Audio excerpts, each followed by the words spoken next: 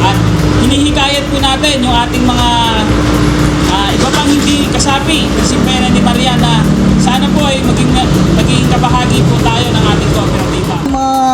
Gustong mag-loan, mag-savings, magpalago ang ating kaperahan na mas malaki ang tubo at mas mababa ang tubo pagdating sa mga loans.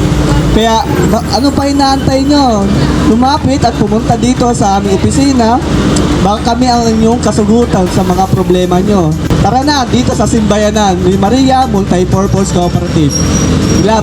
God bless us all. Thank you so much.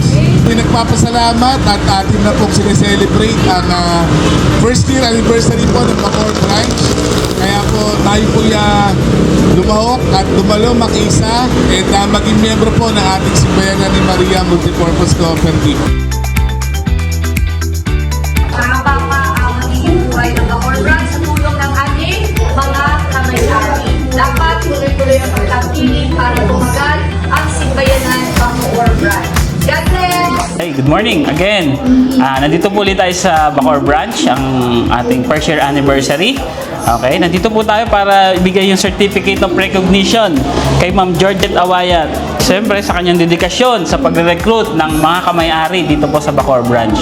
Given this day, 25th of June, Simbayanan ni Maria Multipurpose Cooperative, Bacoor Branch, sign our chairperson, Father Anton, and our President CEO, Ma'am Chay Hernandez.